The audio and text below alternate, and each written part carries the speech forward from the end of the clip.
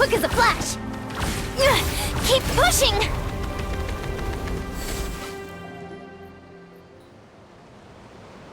Oh, Citlali and Paimon. Fancy that. I didn't expect to run into you two here. Oh hey, Coach Yan-san! What are you doing here all by yourself? Just so you know, Paimon didn't come here to train. Paimon's not looking to sign up for any diet plan or bodybuilding class right now.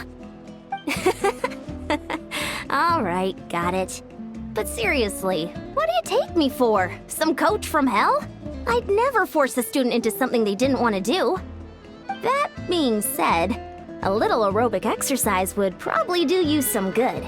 You could take over my patrol for a while. That would count. Yeah, all jokes aside, you're right. I'm looking for some help.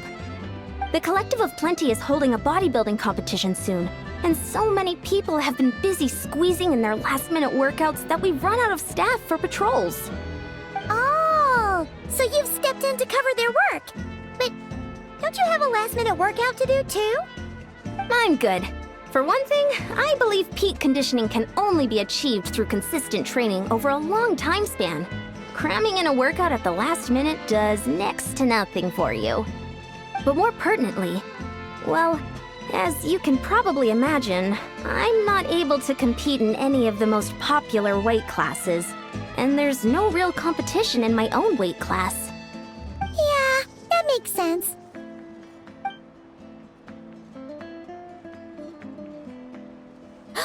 Oh no! Don't look at Paimon like that. We are not the same weight class, and no way is Paimon competing against you.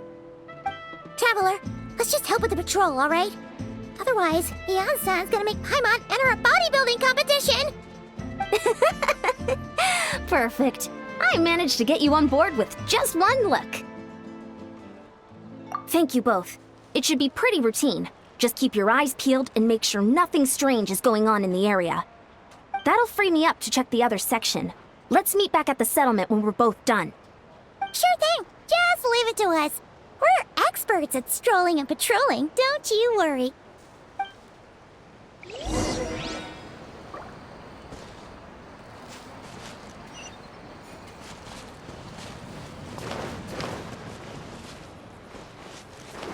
Faster! Stronger!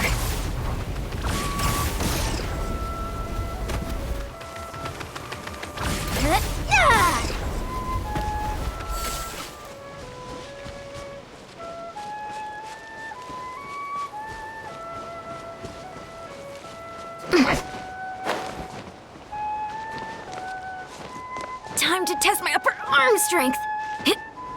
Time to... What's this? Was there always a cave here? We should go take a look.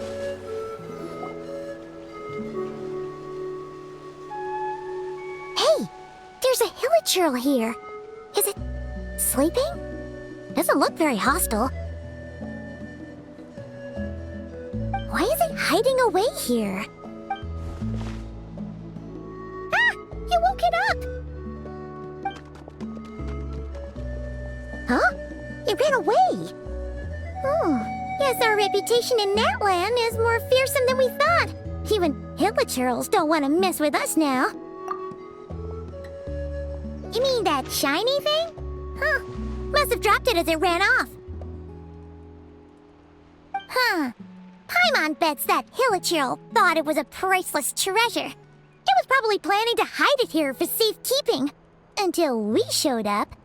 Let Paimon take a look.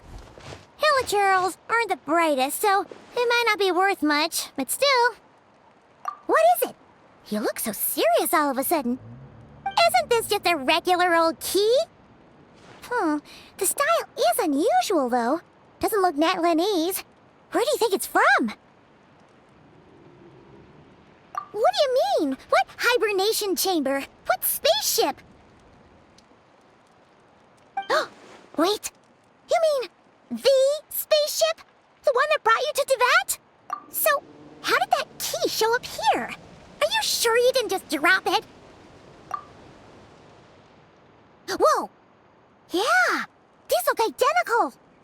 So, if one of them's yours, does that mean the other one is... Knew it! Huh! The keys to a spaceship! Huh! Somehow that really rams home the fact that you really are an actual alien. Oh, wait, no. Descender. But anyway, now we know where it came from. The question is, how did it get here? The simplest explanation is that your sister lost her key somewhere not far from here. Then that hilichurl found it and ducked into the nearest cave to hide it.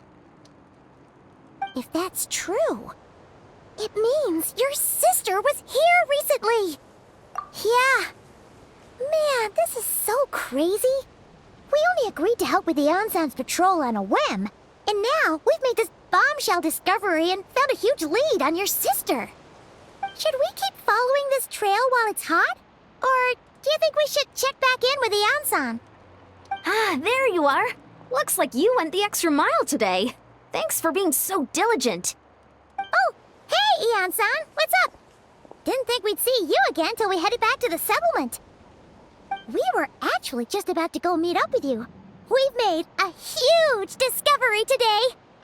I came here to let you know that you don't need to keep patrolling anymore.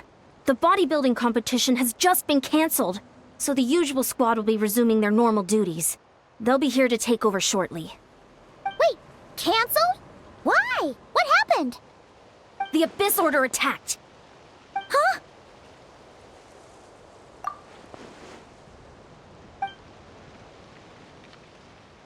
I've heard of the Abyss Order, but this is the first time I've known them to take organized action on such a large scale.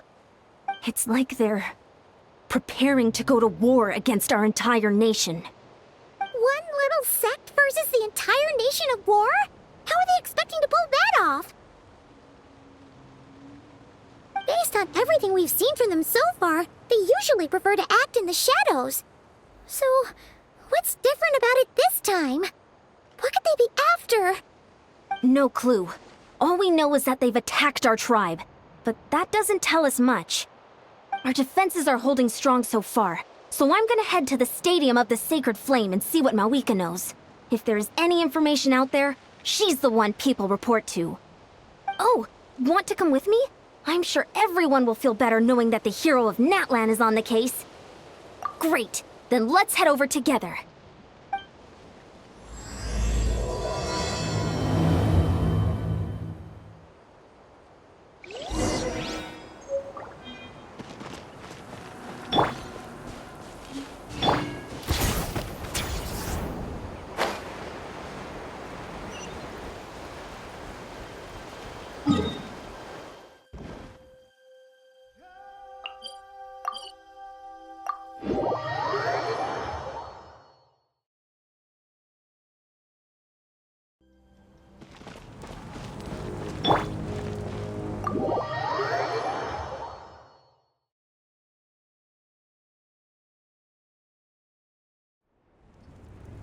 Mawika! Oh? Great timing, Ian-san. I was just about to send someone for you. And it's good to see the travelers with you. How are things looking? What's the latest word from the messengers? The Abyss Order has been spotted near several tribes at the same time. Clearly, this is a coordinated strike. Also, their numbers are much higher than expected. Their organization appears to have grown considerably, but because they're usually so secretive, this is the first we're learning of it. It sounds like they're throwing everything they have at us. What are they trying to achieve? That's what I'd like to know as well. Historically, Natlan has not been a hotbed of Abyss Order activity, and we have no particular quarrel with them. Could it be... revenge, perhaps? Would they want to get back at us for our recent victory over the Abyss? Seems unlikely. But then again, Paimon wouldn't put anything past the Abyss Order. It's too early to say anything definite. For the time being, we should continue monitoring the situation. How are the battles going? Not too many casualties, hopefully? Well, even if they're committing all their forces to the fight, they're in for a tough time. Our brave warriors have just emerged victorious from an all-out fight against the Abyss itself. Yep. We have a whole nation's worth of seasoned veterans fighting for us. Compared to the true Abyss, the Abyss Order poses a far smaller threat. They cannot endlessly replenish their forces for starters. However, this is still a war, so we must give it our all and do our utmost to minimize casualties. The tribes are organizing their defenses as we speak. Traveler, this is one war that Natlan can handle on its own. If you wish to stay out of it, you'll be safe here at the stadium with me. Oh? In what way?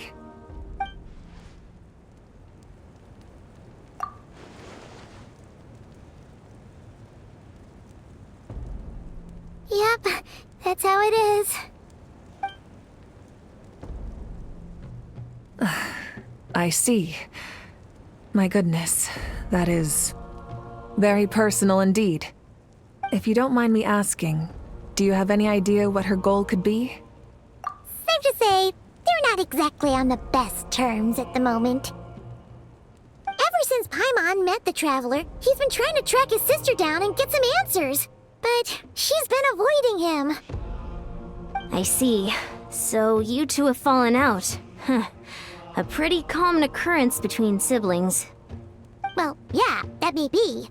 But the stakes are a little higher where these two are involved. They certainly are. Although somehow it doesn't surprise me that a spat between the Traveler and Twin could affect the fate of the entire world. Just so I'm clear, you're still on Natlan's side, and you have no idea what your sibling is after. Is that right? Well, that's a relief. When you first mentioned your sibling, I was worried we were about to be thrust into an impossible position. Our reports say that the Abyss Order has focused most of their efforts against the Masters of the Nightwind. If you don't plan on staying here with me, I'd recommend going there to lend them a hand. I'll join you. Right now, the Collective of Plenty isn't facing a serious threat, so we should support the other tribes. Many thanks, you two.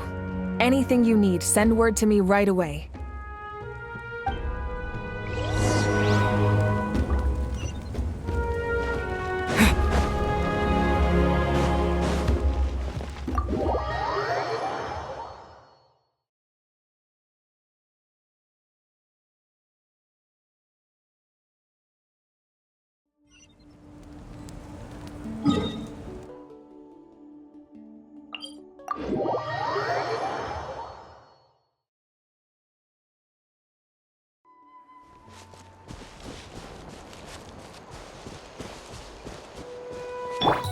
Controlled breathing! Keep pushing!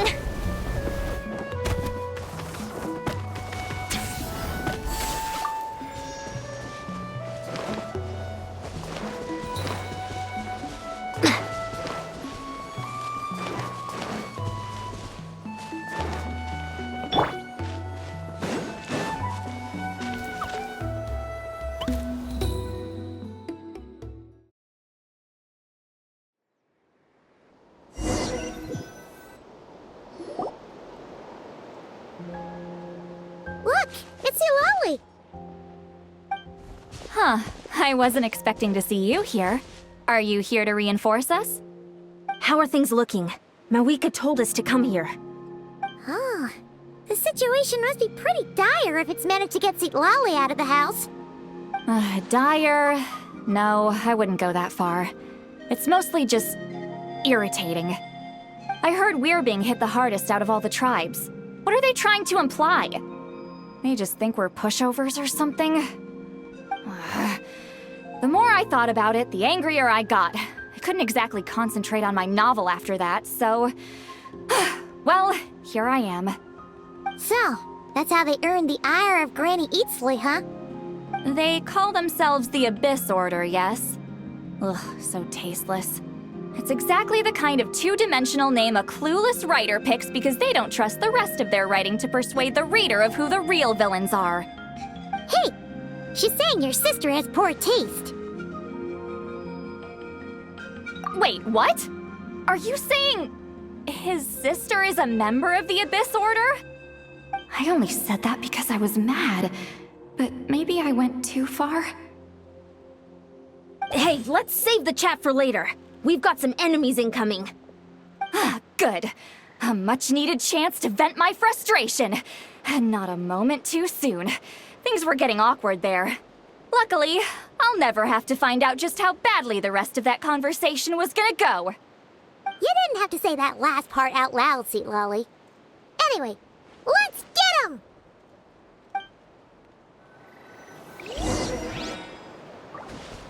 Get to work! Shit! Frost is coming!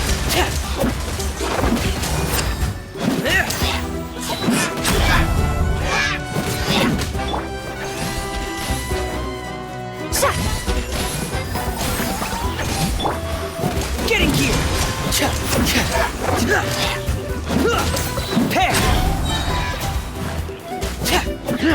Dead reckoning! Get in gear! Frost is coming! Time to ignite!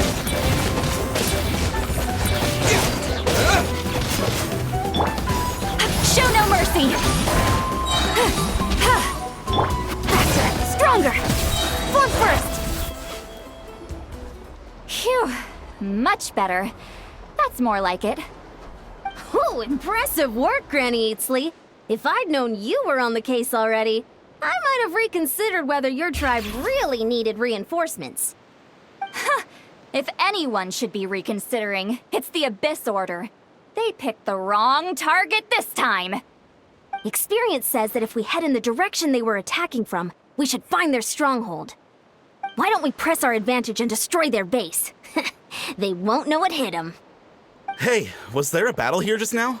Need any help? The warriors from the Masters of the Nightwind are here! The battle against the Abyss is still fresh on our minds, so everyone's used to working together. Well, morale's high and everyone's here. Let's go take down that stronghold! Fulfill our pact! Get in gear!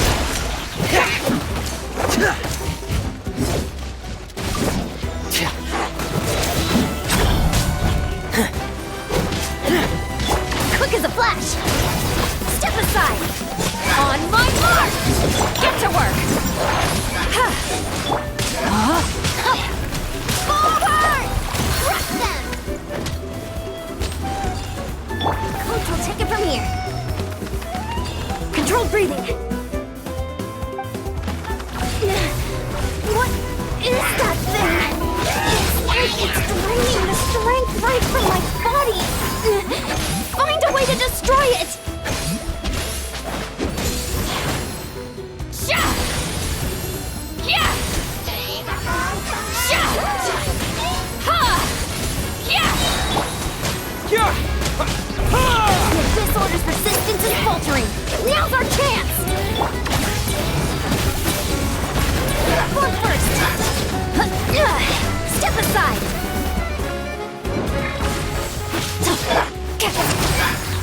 You two! Time to end them! Know my soul! Rain cutter!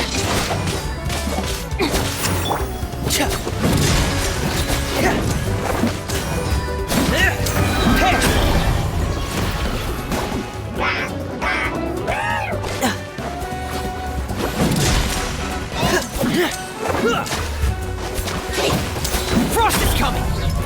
Commencing cleanup! Pair!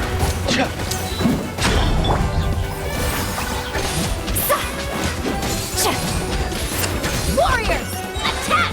After them!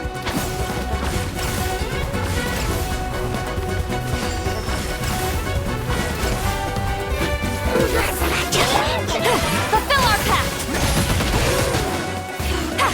Sha! Sha!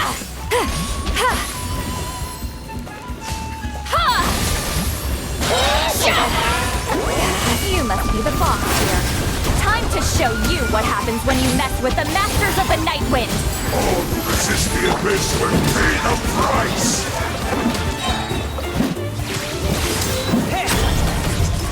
Dead reckoning!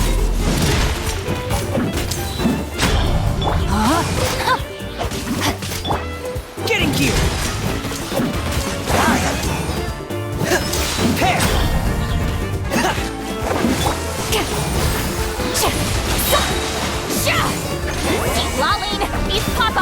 Get him!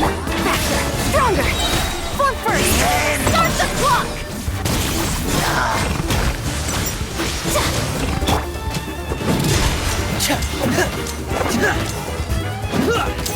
Frost is coming!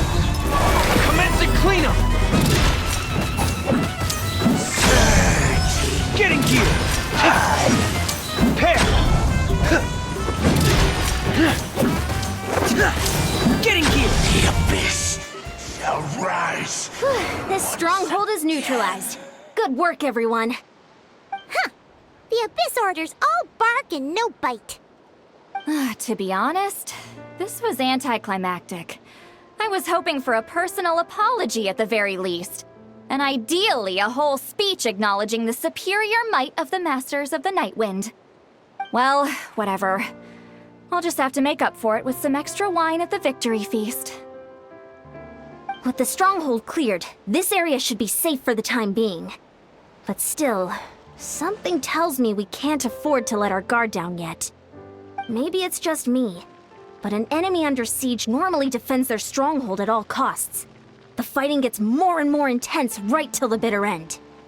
But this time was different. With a few exceptions, most of the enemies here gave up and fled the moment that... well, I don't know, but it seemed like they sensed something. Huh? Not sure I follow. They did a tactical retreat, that's all. It's just a different strategy. I'm not convinced. Don't forget, they're radicals who chose to wage war on an entire nation. They don't do things in half measures. It seems out of character to cut their losses and run like that. So you're saying there's more to this than meets the eye? I'm saying we don't know enough to be sure of anything at this stage. So let's stay alert and keep our defenses at the ready.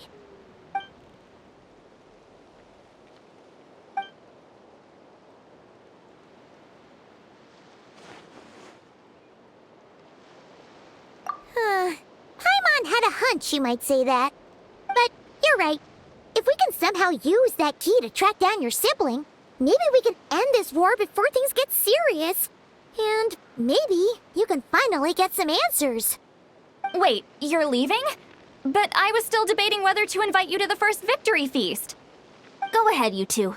Citlali and I will take care of things here.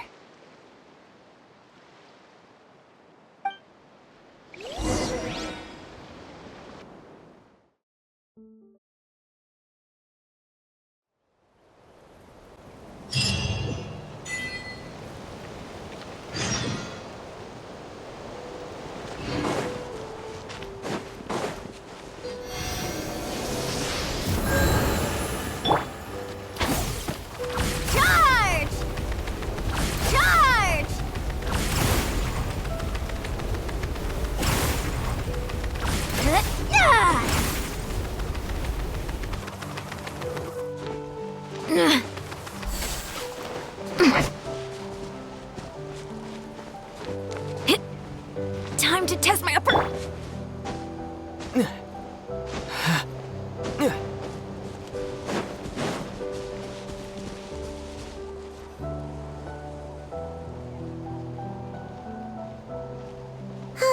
And we're back where we started. That Hilichurl probably found the key nearby, right? Let's look around for clues. There's no time to waste. Beyonsan and Citlali are waiting for us.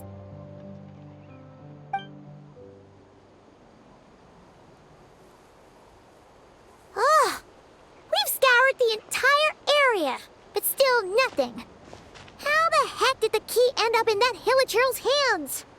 Are we supposed to believe that it just fell out of your sister's pocket as she passed by? Huh. Seems kind of ludicrous to lose something so important in such a dumb way. But then again, who knows? Sometimes in life, things just go missing and that's that. Oh, thank goodness! Someone's here. Please help me! Oh, who are you? What happened?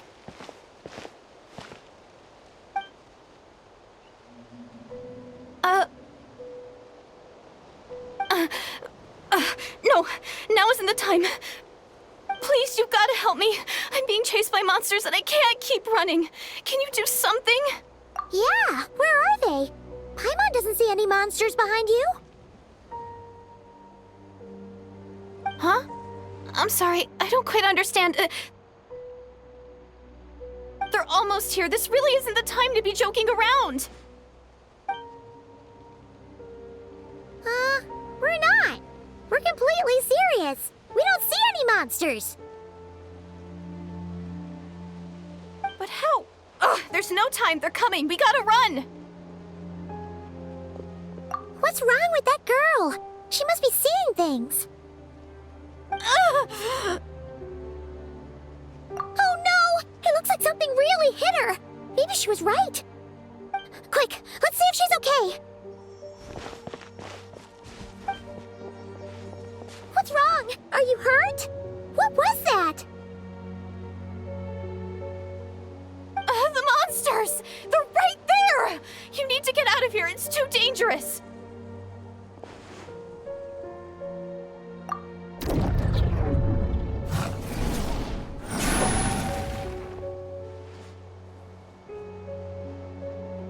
Huh?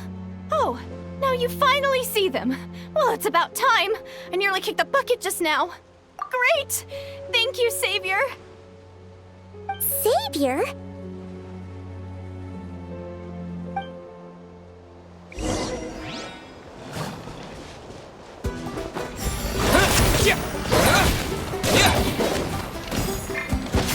A new dawn rises! Quick as a flash! Form first! Clump first! Step aside! Step aside! Frost is coming!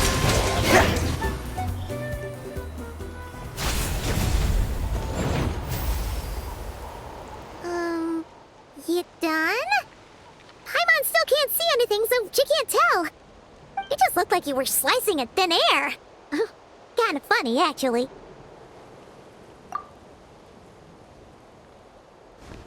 Oh, really? Sure.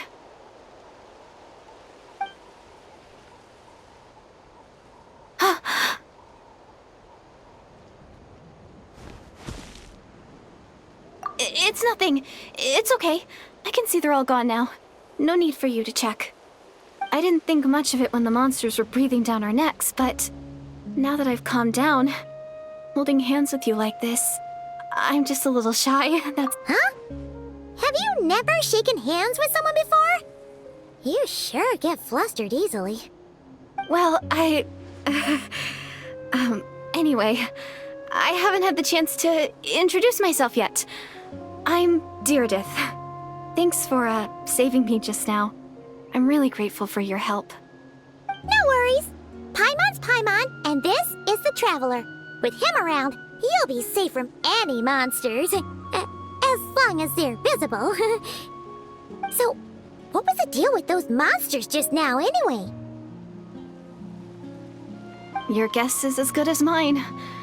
I could see them the whole time, so when you said you couldn't, I thought you were making fun of me.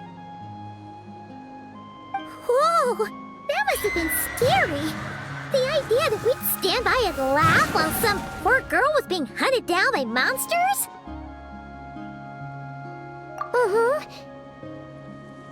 Don't worry, we aren't like that. When we say we can't see something, it's because we really can't see it. But more importantly, did the monsters hurt you? How bad is it?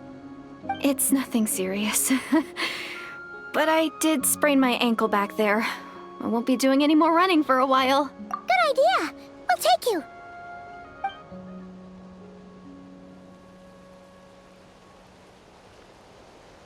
Phew, thank you so much. Despite getting injured, I still feel much safer with you around. I'm gonna stay here until I heal up. Don't want to risk running into any more monsters. Yeah, you already took a big enough risk coming out here all on your own. So, where are you from, Deirdith? A small village, far away from here. I walked for what seemed like forever and lost my way, so... yeah, I have no idea where I am anymore. Maybe all these trials and tribulations are part of the journey. No one said finding the Savior is gonna be easy. Huh. That's the second time you called the Traveler a savior. What's all that about? Oh, sorry. It just slipped out. I was caught off guard. The resemblance is so uncanny. Anyway, let me start from the beginning. There was once a sage who passed through my village. People got the sense that she was truly omniscient. The sage said that doomsday was coming. But as that day approached, a savior would reveal themselves to us. The day of disaster is almost upon us, so my grandmother begged me to leave the village and find the savior before it's too late. Doomsday? I've heard people talk about the savior since I was a kid. Growing up, it really made an impression on me. The description is practically etched into my mind. So when I saw your golden hair for the first time, it was like this image that's existed in my mind's eye all these years suddenly came to life. Everything matched. Oh, so that's why you were lost for words when you first saw him. Well, the Traveler's definitely got what it takes to be a savior.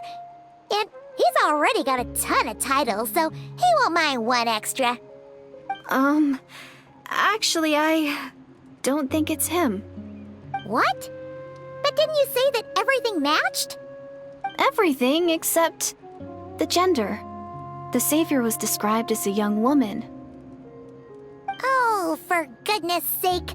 There are gender requirements to be a savior? Really? Oh, of course. If it's not you, then it's gotta be her. Who? Who is it? You have a sister? Well, then that's it. Oh, it's her. It has to be. Oh, thank goodness. Please, can you take me to see her?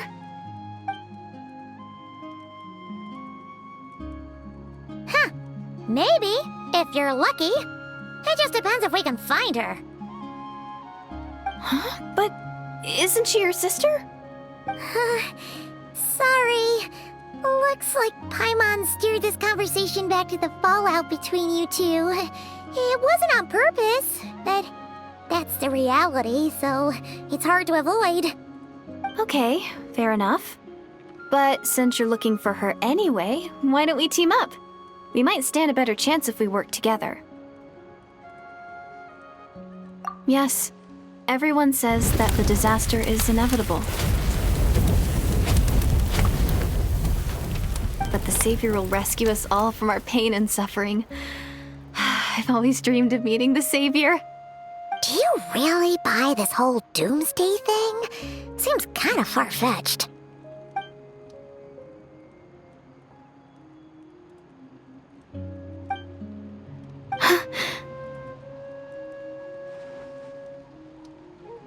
See? She broke eye contact. Sure sign of a guilty conscience. Time to press her for answers. What's wrong, Deirdis? Something's clearly bothering you. You want to tell us what's going through your mind? Oh, I just... how should I put it? The Traveler looks just like the savior of my dreams.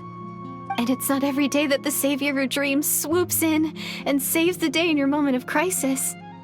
So I'm just a little overwhelmed, that's all. 3 seconds of unbroken eye contact is the limit. I don't think my mind and body can handle any more than that. What do you mean, limit? What happens after 3 seconds? I'm sorry.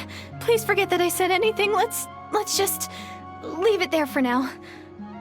Like I said, I'm going to hide here until I feel well enough to move again. If you manage to find the savior in the meantime, please come and let me know.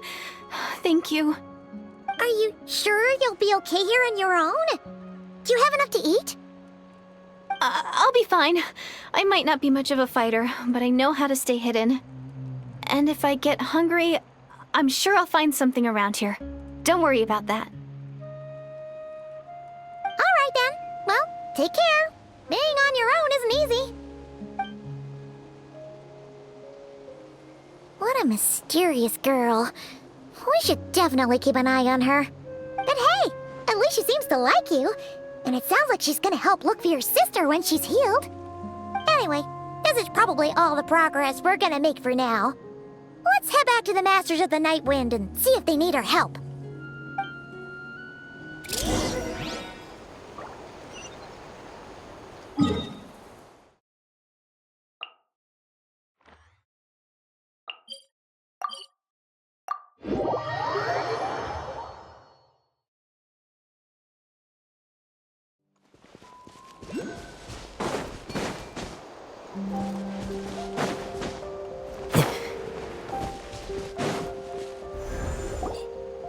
Oh, you're back! How did it go? Find anything? Nothing substantial, unfortunately. But we had the weirdest experience. So I take it that the war's still on? That's okay. I just wasn't sure, because things seemed to be at a standstill while you were gone. The Abyss Order hasn't attacked us, and since we don't know what they're planning, we haven't made a move either. In a word, it's a stalemate. The guards have been keeping watch around the clock, but for everyone else, you wouldn't even know we're at war. Huh. Really makes you wonder what the Abyss Order's thinking. I was wondering, Traveler, if you have the time, could you go and pay a visit to the guards? They've been working a pretty demanding schedule. I was gonna go see them myself, but I'm sure they'd appreciate a visit from the greatest hero of our time. Oh, but you're a great hero too, Ian-san. Great. Thanks, you two.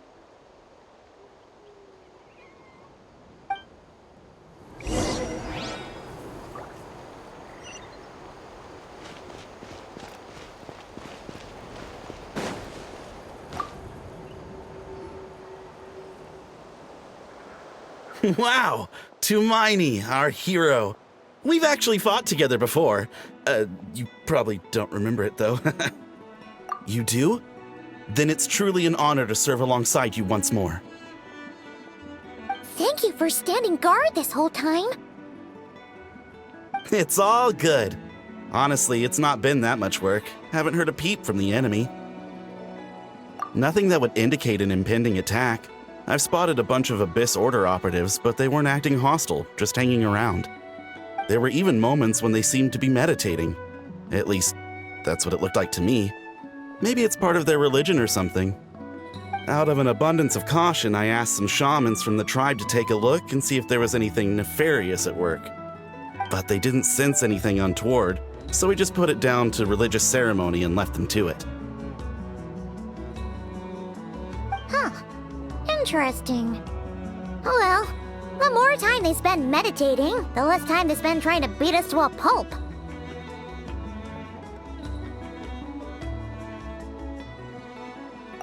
Well, the shamans didn't raise any concerns, so how bad could it be? As far as I'm concerned, so long as they don't pose an active threat, they can do all the cult worship activities they want. Besides, as soon as everything's in place and we're ready for an all-out offensive, there'll be no match for us. Huh. Sounds like morale is pretty high. Guess there's strength and confidence in numbers. Let's keep going, Traveler.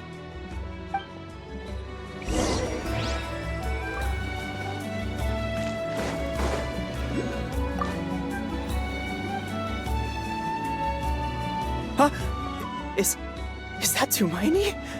What brings you here? Is this, like, a meet and greet? I wasn't... I'm so nervous. Hey, come on! You'd march to war without so much as blinking. What's so scary about a chat with a Traveler, huh? It's not the same thing at all. There are plenty of chances to go to war. But a one-on-one chat with our great hero? That could be a once-in-a-lifetime opportunity. How can I not be nervous? What if I say something wrong? Or if my posture's bad? Or if I accidentally make a weird expression with my face? One bad impression can stick for life. No one's here to judge you on your posture or your facial expressions. Relax! All right, then. I'm sorry, great hero, but I have a small favor to ask. Paimon guess? An autograph, right? That's easy. May I challenge you to a fight? What? How can you be so audacious and so sheepish at the same time? Huh. Paimon's starting to think your nervousness is all just an act. No, of course not. I just figured that if I don't ask now, I'll regret it for the rest of my life. But I am still on patrol, so please, Great Paimon, if you wouldn't mind taking over for me for just a few minutes? Ugh, again with the sheepish audacity. Just pick one or the other, will you? Woohoo!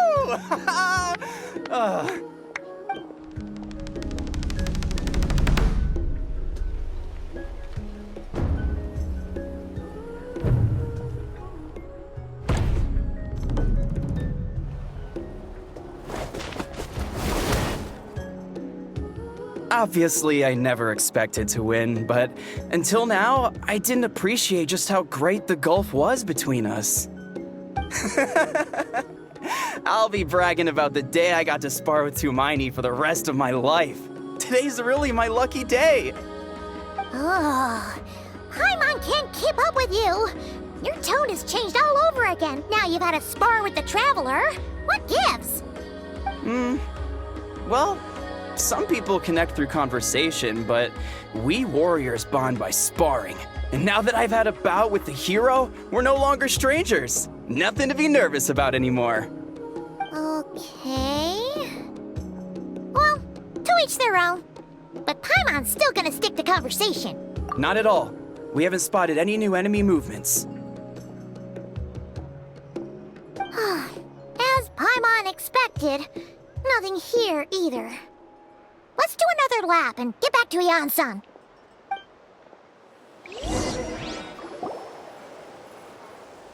You're back.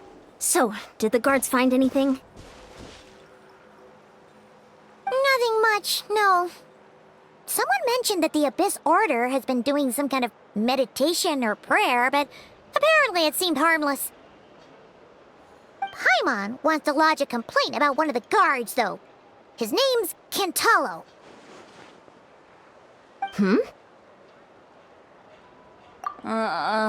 Traveler? You're back already? And no one thought to wake me up, huh?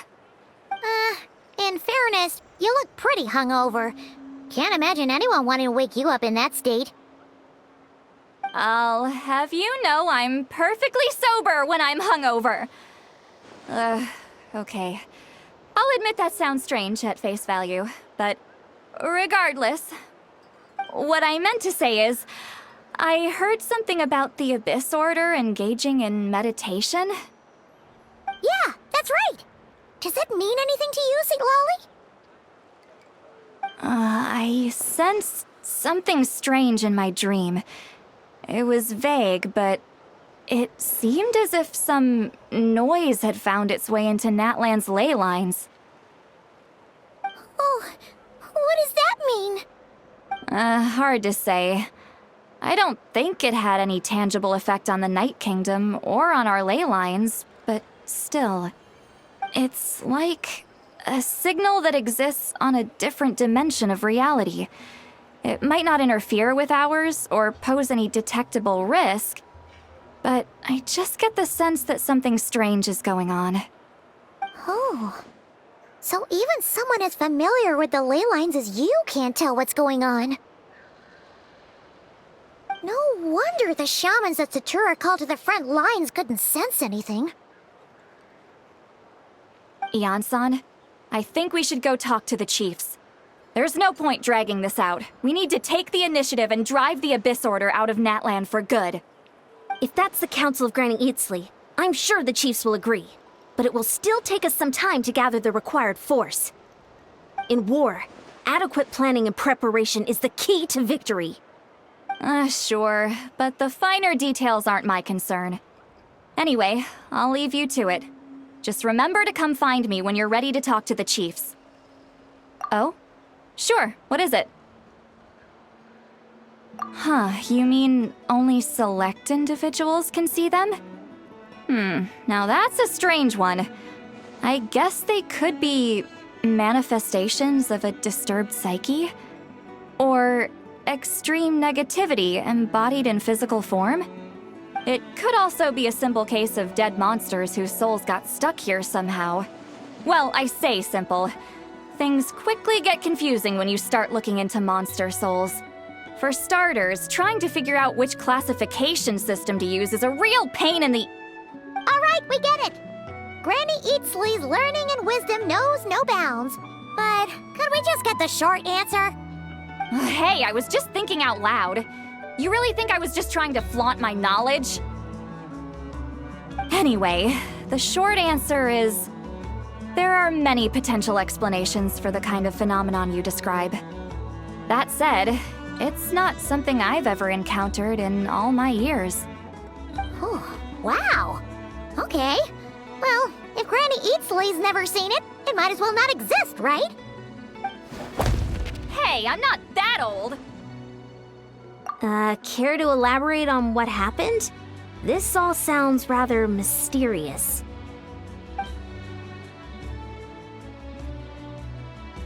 Really? You had to hold her hand to see the monsters? That sounds a little contrived. Huh? That's the part that bothers you? Maybe the point is more that it requires direct physical contact, whether that be hand-holding or otherwise. But that's neither here nor there. What bothers me is, it sounds like she's convinced that your sibling, the leader of the Abyss Order, is a savior. That really makes me question whose side this girl is on, and whether what she told you about her background is actually the truth. Sorry if that comes across as paranoid. It's just hard not to be suspicious of everything when we're in the middle of a war. Actually, Paimon feels like you make a fair point. Whoever this girl is, she sounds like bad news. Okay, well, you're clearly just jumping to conclusions. It's hard to know what to make of it. A young lady all by herself, lost in the middle of nowhere, sees monsters that no one else can, calls the leader of the Abyss Order her savior. At the very least, we should remain vigilant. Keep a close watch on her. Sounds sensible. On that note, we probably shouldn't have left her by herself in that cave. Traveler, we still need some time to muster our forces. Maybe you could check on her if you're not busy. Just be careful. It's settled then. Let's go check on her.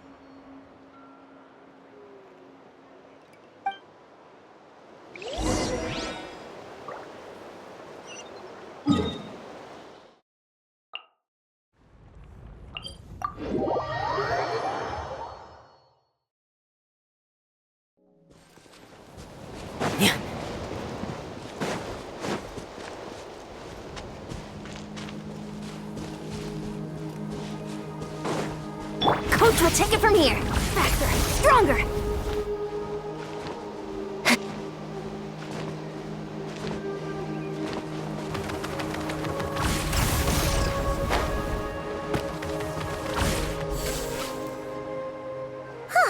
Here we are. Deardith will still be here, right? Oh, it's so quiet though. Uh-oh. What if Yansan was right? Maybe she never intended to stay here at all.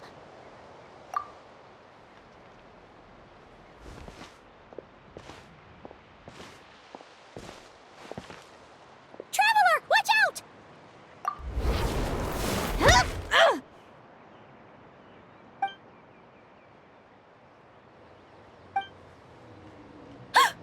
Oh, sorry. I didn't know it was you. I heard a noise and I thought it was the monsters coming to get me. Oh, did I hurt you? Oh, I'm so sorry. I wasn't thinking straight. Phew. That was scary. Paimon thought we'd walked into a trap. Maybe we shouldn't have sneaked in without announcing it. Then you would have known we weren't monsters. To be honest, I've been really on edge since you left. I just have this constant feeling that any second, the monsters are gonna come back and get me. And it's not like I can run from them. There's also no way to cook here. It's good you got back when you did. Another hour and a half and you probably would have found me starved to death.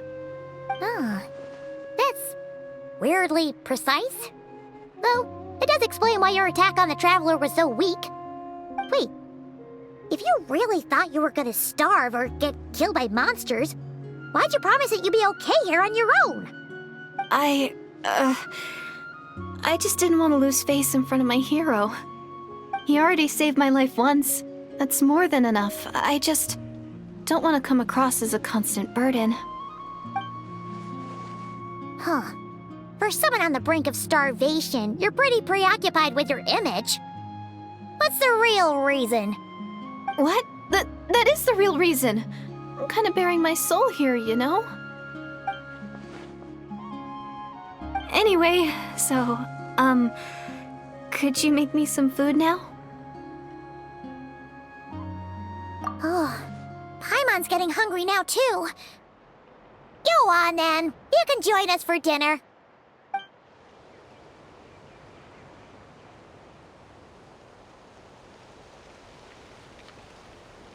Whew. I am so full. Thanks for saving me, again. Starvation feels like a distant memory now. Huh. You can really pack it away, Deirdre. Guess that explains how you had the energy to make it this far. I tried so hard to hold back, but it looks like I still came across like a total glutton. Paimon didn't even realize how late it is. Hey, the night sky here is really pretty. Yeah, and it's all thanks to you both that I'm able to relax and enjoy it. I was cooped up in that cave the whole time you were gone. Now, I'm finally out.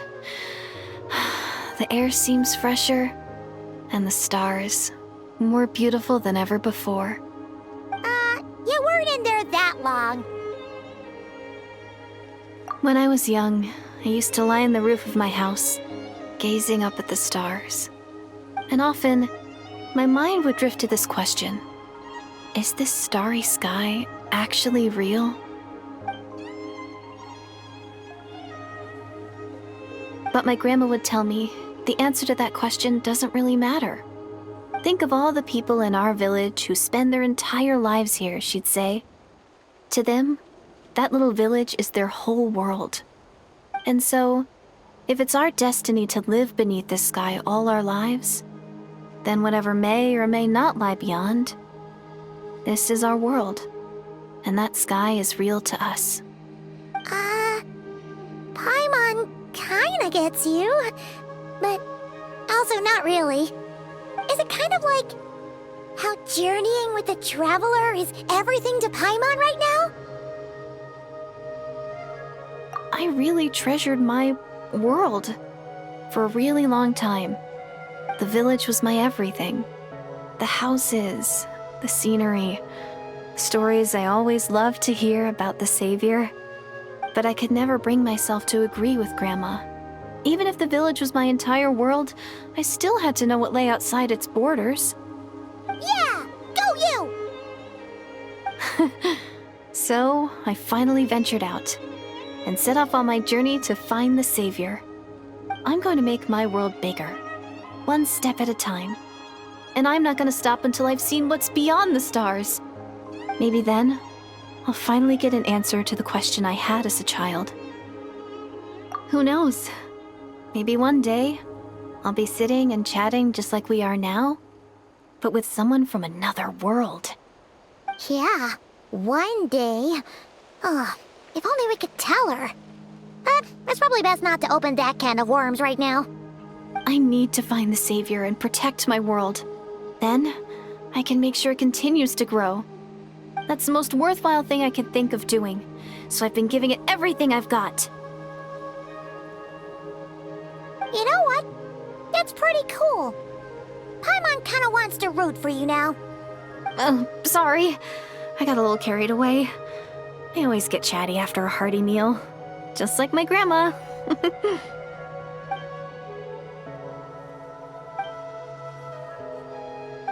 Hold on. Shh. It's them. The monsters are back. Where? Oh, still invisible, huh?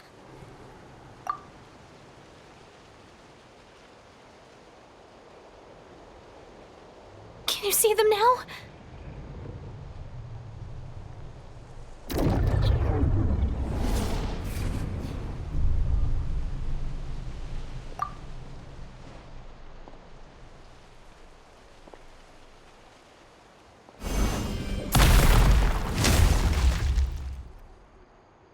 Oh, Paimon still can't see anything.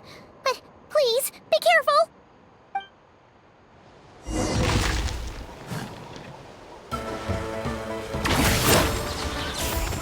Flunk first! Rain outlines your fate. Getting here!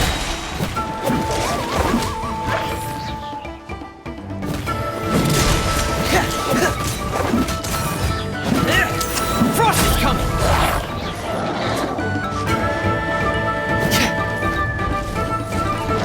Getting here!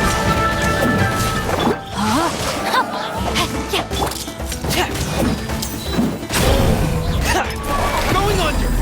Frost is coming! Getting here! Frost is coming! Pair!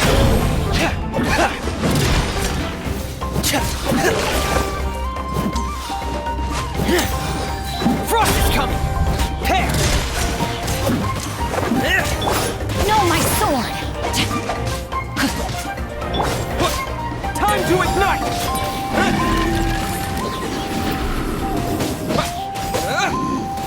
My everlasting flame!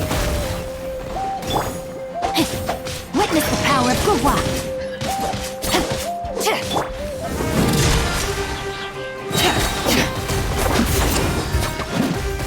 Frost is coming!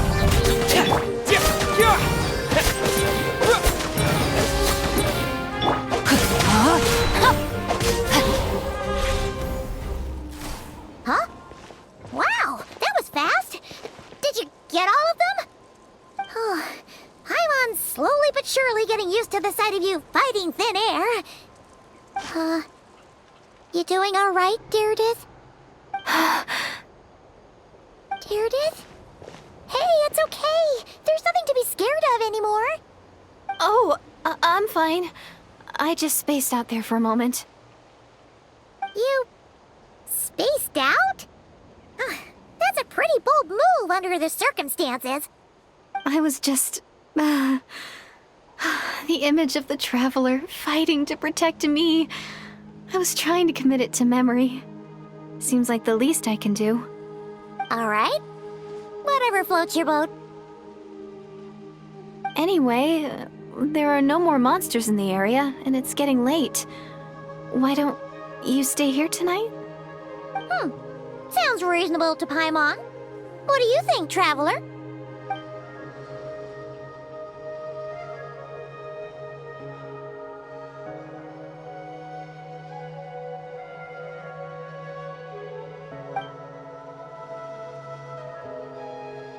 All right.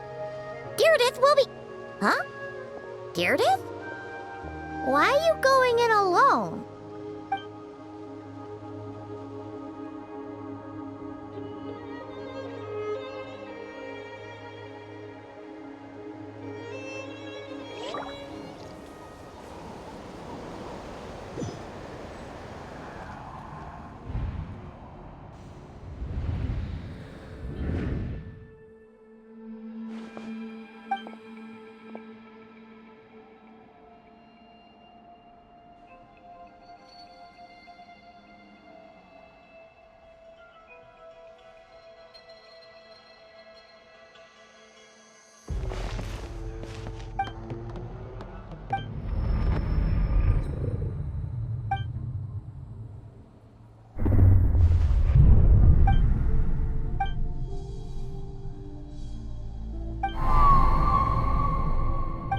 Doomsday, a fitting name indeed.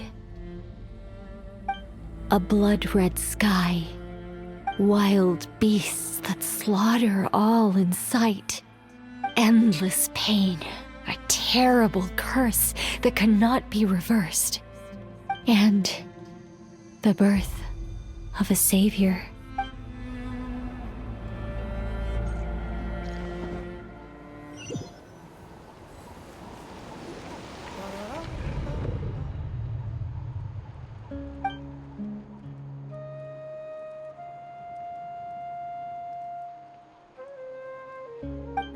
You're awake. I'm sorry. I didn't mean to, You just look quite distressed, like you were having a nightmare. I thought if I took your hand into mine, you might find it soothing. At least, that's what my family always did when I had nightmares. But it didn't seem to work on you. In fact, I think I made it even worse. I'm so sorry. Oh, is that right? You better not be trying to pull a fast one on the Traveler. What? Don't be so... I have more self-control than that. Self-control? What does that have to do with it?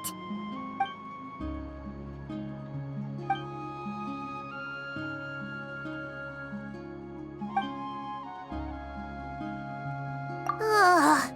No way is Paimon getting back to sleep after this. You go ahead. But for the rest of the night, Paimon is staying up to keep an eye on this young lady. Oh, do I really seem that shady to you?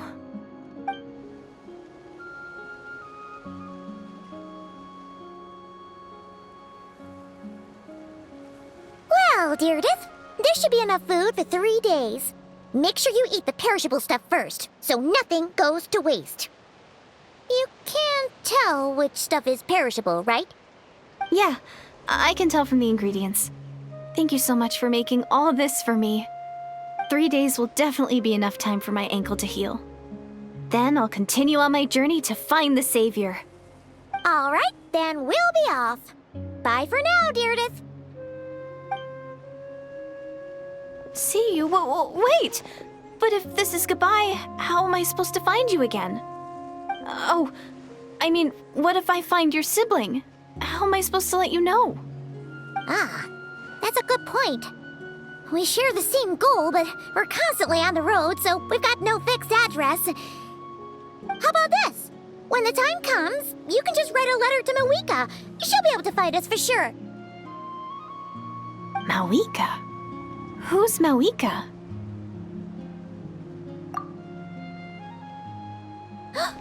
It's the Abyss Order! They're here! But it doesn't look like they're marching to war. More like they're... running away? Where? What are you talking about? A bunch of Abyss Order thugs! You don't see them? They're heading right this way! That's strange. I guess it's my turn to not be able to see the monsters.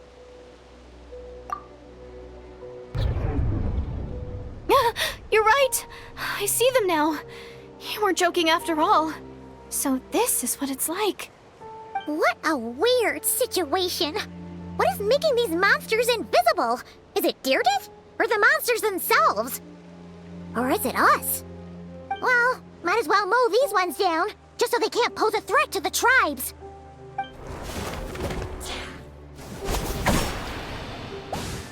Woohoo! All done! Their morale seems super low. Guess they really were on the run, huh? So, there's no more of them, right? I still can't wrap my mind around this. Why couldn't I see them until you took my hand? So, any ideas on why those monsters might have been running away? Maybe something went down on the front line. Oh, Paimon's getting a little worried about Eon-san and the others. Let's head back to the Masters of the Night Wind right away. We gotta go. Bye for now, Deirdith. See ya, and please take care.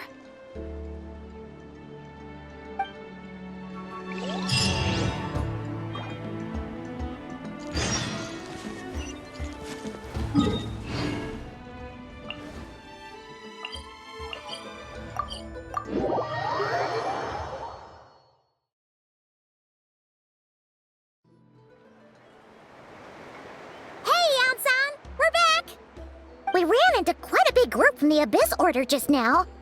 Has something happened at the front? The front line has collapsed. Huh? But how? No, relax. Their front line has collapsed, not ours. Oh, feels like you could have phrased that more clearly at the start. But this is good news, right? Why'd you still look so serious? No, we're still mustering troops, nowhere near ready to go on the offensive. So at first, I was also confused about what exactly happened out there. But just now, I got the full story from a guard who was on the scene. He watched the enemy lines crumble in real time. What did he see? One person. Just a single individual. They stormed the enemy lines and attacked with a vengeance, cutting them down like paper dolls. They wielded an unknown power and fought with a sword style that no one recognized. The guard who relayed this to me said that before he even had time to react, the enemy was decimated. I'm only recounting what I heard, and I'm sure the guard in question must be exaggerating to some extent. But still, we have to identify this person. And assuming they're a neutral party, we'll need to figure out how to engage with them. Clearly they're a force to be reckoned with, so we don't want to come across as too weak or too hostile. It's quite a diplomatic conundrum. You don't need to sweat it, Eon-san. From your description, we're already pretty confident that we know this person. Honestly, with the Abyss Order acting out so publicly, it's about time he showed up. Dainsleif!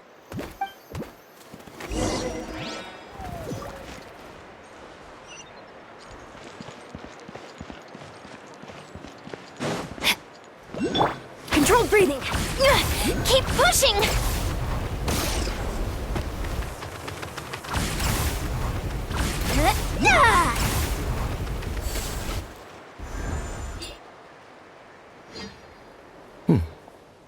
Were you waiting for me? It's been a while, Dane. And yeah, after we heard what went down, we figured you'd shown up. You caused quite a stir, you know. Oh, this is a friend of ours from Natlan. Her name's Eon-san. She insisted on coming here to thank you in person. It is my honor, Mr. Dainsleif. Thank you for breaking the stalemate in our war against the Abyss Order.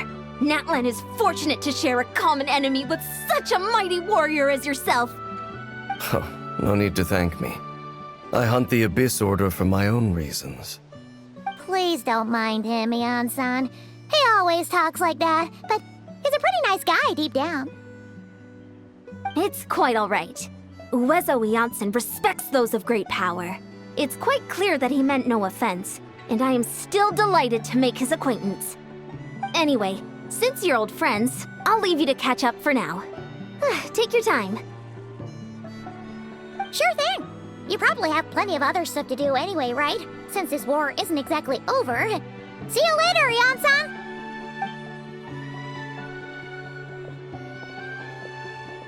Hey, Dane. Would it have killed you to be a little more polite? She's our friend. Eon-san, yes? I will remember the name. But I will not invest more emotion than is necessary when dealing with the citizens of the Seven. It is a matter of principle for me. Ugh, so stubborn. But whatever. So anyway, Dane, do you have any new info about the Abyss Order for us? Any idea what they're trying to achieve with this war, for example? Never before have I seen the Abyss Order take action on such a large scale. Taken at face value, it seems highly illogical. In a war with the Natlanese, the odds are stacked firmly against them. They surely cannot be unaware of this. Their true goal must be a deeper one. We thought so too. But it sounds like you're no closer to learning what that goal is than we are. I've been on the case for some time. Even captured and interrogated several Abyss Order members. Yet still, I am none the wiser. I can only assume they have gone to great lengths to keep their real operations a secret. I have a bad feeling about this. The Abyss Order is wasting a lot of its forces attacking Natlan, so whatever they stand to gain must hold enormous value to them. What do you think we should do? Since we lack actionable intelligence, for now we might as well continue to focus on the fighting. Leave them to their secret plots. If they're so willing to sacrifice manpower for it, I intend to make that sacrifice greater and more painful than they ever could have anticipated. If we use this opportunity correctly, I believe we can eliminate the vast majority of the Abyss Order's forces. They'll never be able to mount such a large campaign ever again. That's right. The ideal scenario would be to destroy them before they can reach their goal. Paimon gets it! Nothing in the world can satisfy you like making mincemeat out of the Abyss Order, right? Right. Wow! Okay. A rare, candid response from Dane. What about you? Any news to share from your end? Well, actually, we found his sister's hibernation chamber key near the Collective of Plenty. She must have lost it. So she's here in person. Unsurprising, given the scale of this operation. Oh, and there's more! After finding the key, we also ran into this weird girl. She kept seeing monsters that we couldn't see, and then, this other time, we saw a load of monsters, but she couldn't. She also said she was on a journey to find the Savior. Her description of this Savior matched the Traveler pretty closely, so we figured it's probably his sister. Hold on. That girl called her the Savior? Yeah, that's right. Is something the matter, Dane? The last time I heard that term was before the Cataclysm. And not just that. It referred to your sister then, too. But who would still believe in the myth of the Savior when the Cataclysm has already taken place? It makes no sense. Wait, wasn't his sister called the Princess, though? Where did this Savior thing come from? Well, when she was first granted the title of Princess, the Vinster King and the entire court of Canria set about loudly proclaiming the might that she would bring to the nation. They made it sound as if, with her there, all pain and suffering would be washed away, and the future of Canria would be brighter than anyone could imagine. The Savior was the celebratory title given to the princess by those who believed this rhetoric.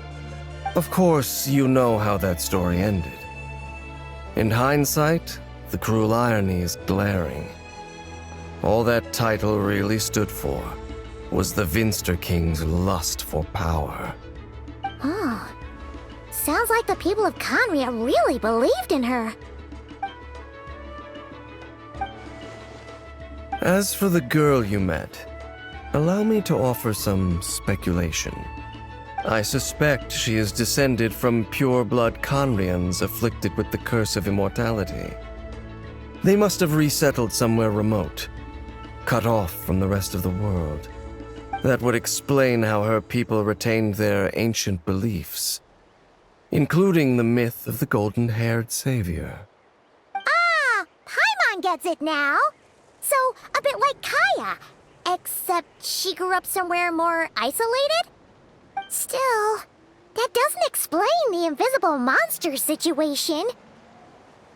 If she can't provide us with any more valuable intelligence, I suggest we shift our attention back to the Abyss Order. Sure. Also, why don't you stay with us at the Masters of the Night Wind for tonight? You must be tired after all that fighting today. I will consider it. But we must discuss our next steps first thing tomorrow morning. We can't give the Abyss Order any time to regroup.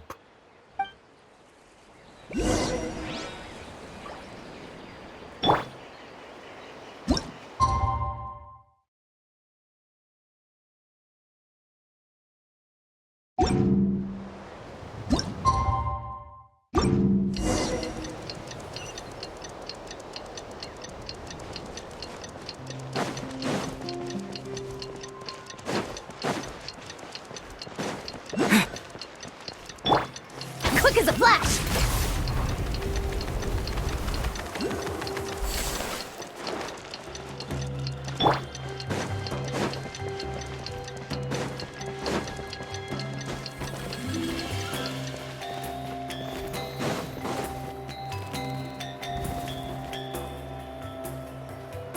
No, we can't give them that much time. Is that Dane and Neon-san discussing strategy together? Huh. Looks like they're getting along just fine.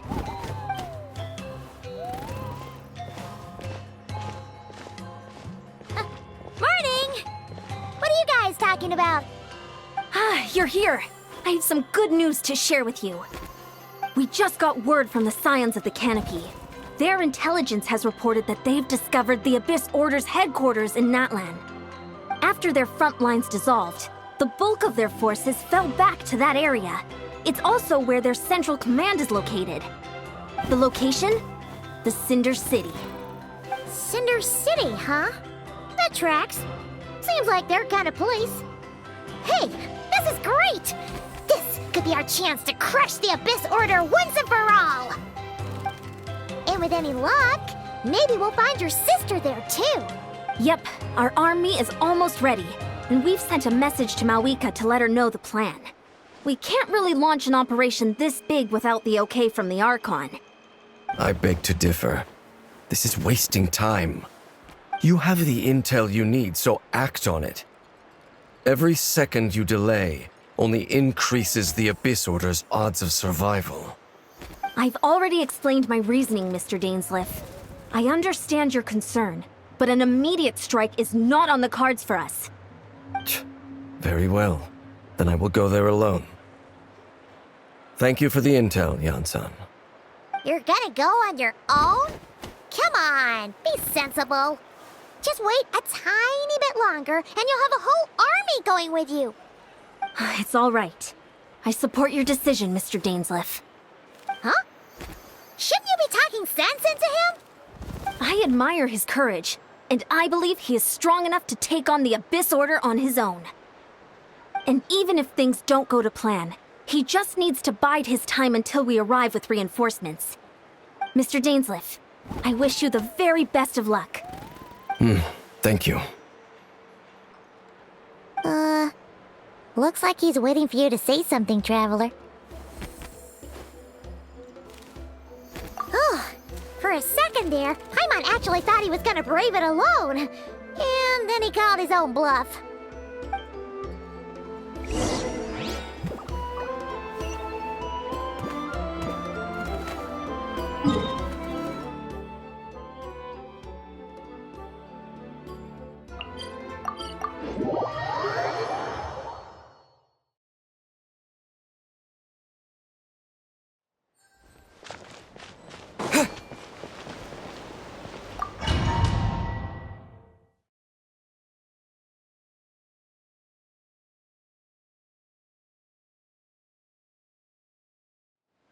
Is this the place? The Abyss Order's hideout in Natlan?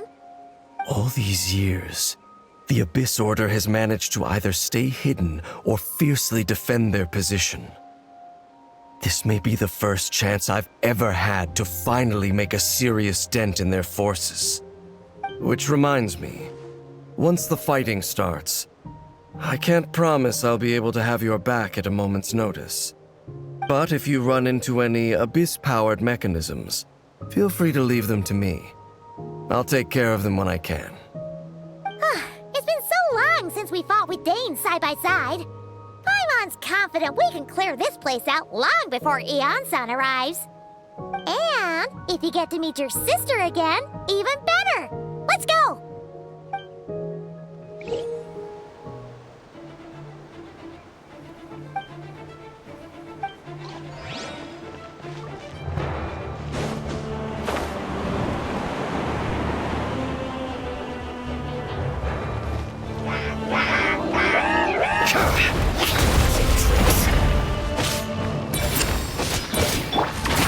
Stronger! Form first!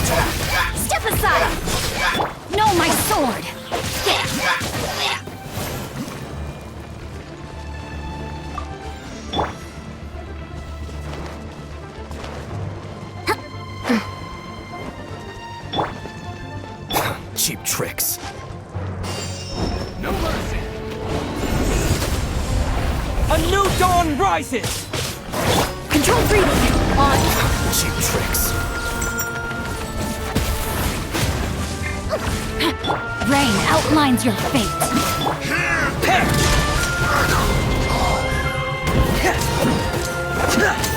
Frost is coming!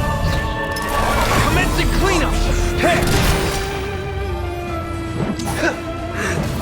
Frost is coming! Let the flames how brightly Let me read you a verse.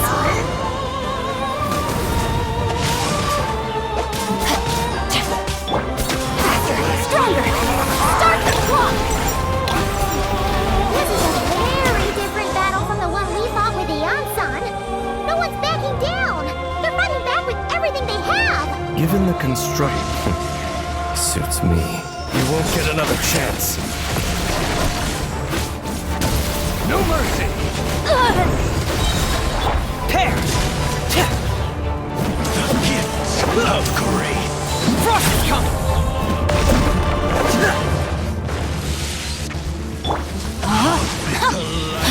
Shine. Body and mind. Time to act.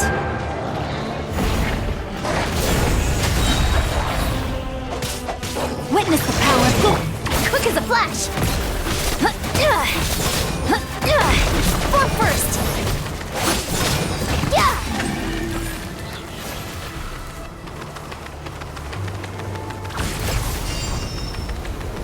No mercy! On my mark! Rain outlines your fate. Tear! Dainsmith, the relentless spectre that haunts the sea. The abyss is all present. To flee is futile. To resist it, vain.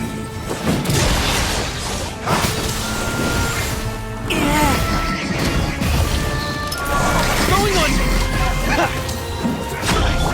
Control breathing! Let's No, my sword. By everlasting flame! Know my wrath.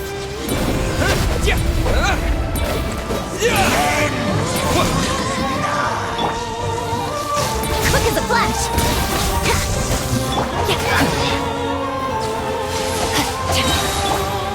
Frost is coming!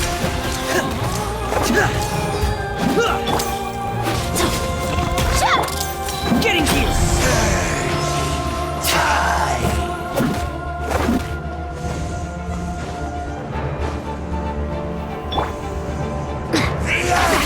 Stronger! Full speed ahead! On my mark!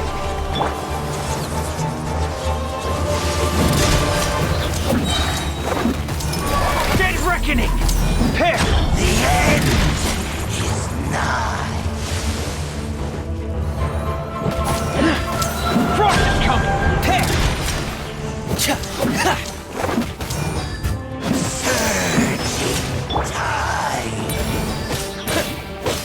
Quick as a flash! The world will fall. We've reached the end. Still no trace of your sister. So, who's calling the shots here?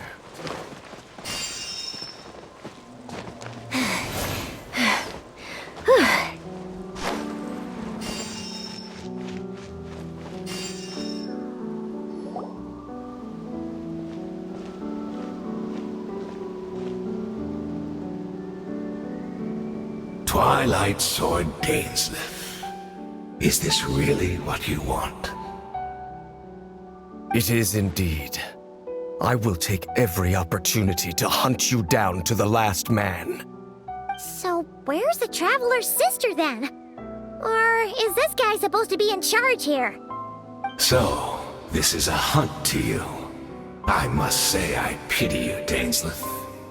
The death you dole out so readily to others is a luxury you yourself cannot enjoy. But today, that is the least of your worries. Do you realize that all your years of pursuing us are being rendered utterly meaningless, even as we speak?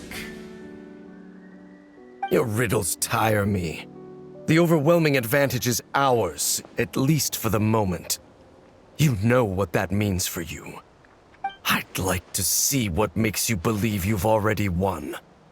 Or that you can still turn the tide of this war. Then allow me to be frank. As far as we are concerned, our princess has already won by other means. And I do not merely mean this battle. No. Her Highness has achieved something far greater. For today, the Abyss Order's greatest wish has finally been fulfilled. Our Highness quietly infiltrated the Night Kingdom to exploit that realm's past experience with ley line reconstruction. And then used the Loom of Fate to reweave the ley lines of Conria. What?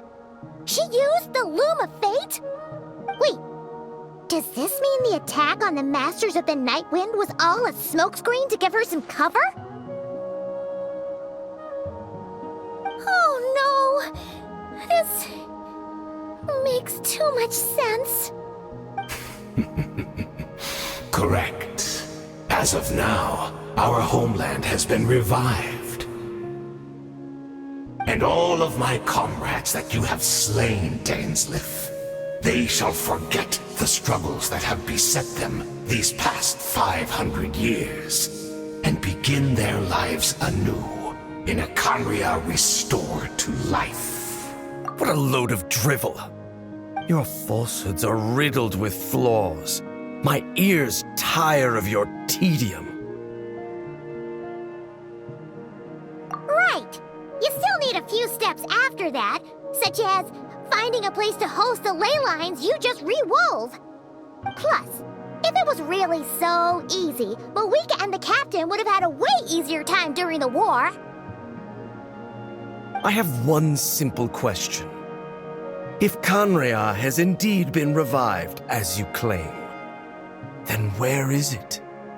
Oh, you poor fools. Clinging to delusions, even after the truth has been plainly revealed to you. Think back on the past few days. Have you truly not noticed anything amiss since the start of the war?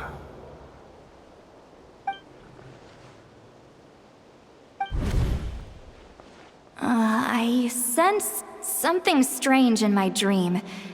It was vague, but it seemed as if some noise had found its way into Natlan's ley lines. Oh, what does that mean? Hard to say. I don't think it had any tangible effect on the Night Kingdom or on our ley lines, but still. It's like a signal that exists on a different dimension of reality. It might not interfere with ours or pose any detectable risk, but I just get the sense that something strange is going on.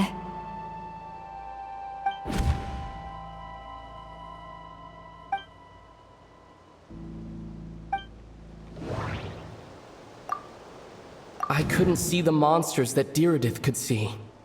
And she couldn't see the ones I could. We could only see the monsters in each other's sight after making physical contact.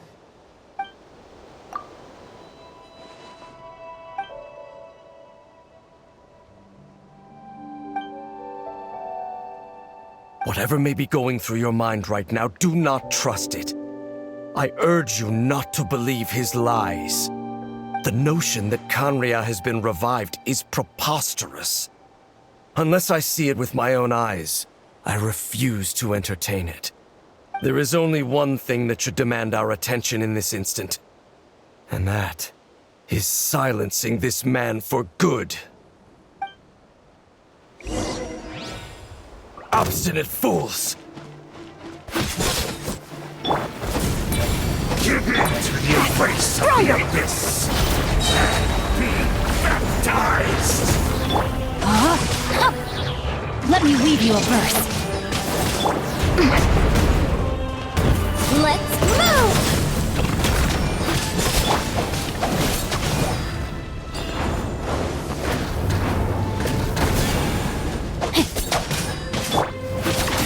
Step aside! Stay out of my way!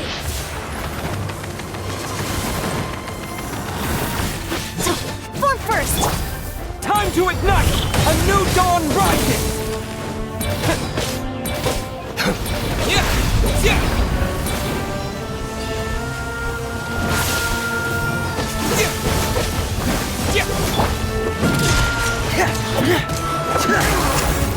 Still not understand. I'll handle this.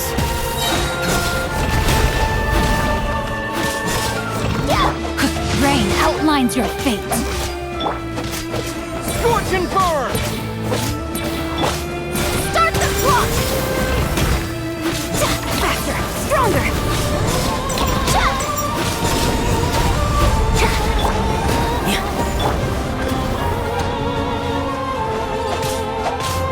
No, my sword!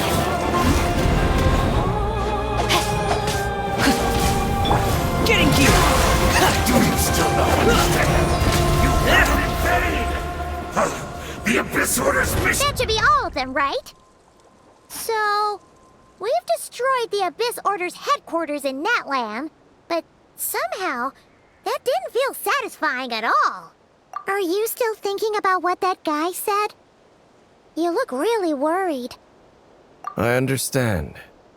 You think she might be from the revived Conria, yes? I have said my piece. I doubt Conria could have been revived so easily. But if it will give you some peace of mind, you should talk to her and test your theory. I will stay here and do some post-battle cleanup. Perhaps there are some clues left to be found.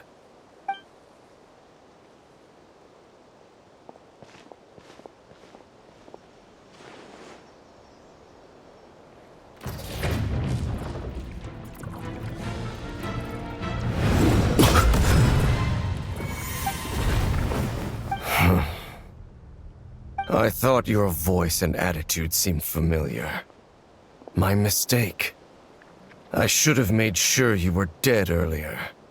The curse of immortality has struck you too then, Hayden.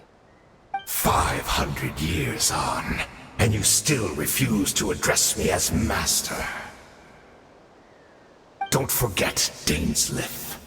You may be the renowned Twilight Sword, while my arm has grown too feeble to swing a blade. But I taught you everything you know about wielding a blade. Ha! Your arrogance and malice cost you all of my respect long ago. Be that as it may, under the circumstances, I see no further reason for us to fight. The curse of immortality means neither of us has a way to completely destroy the other. Speak for yourself. I intend to kill you 100 times over.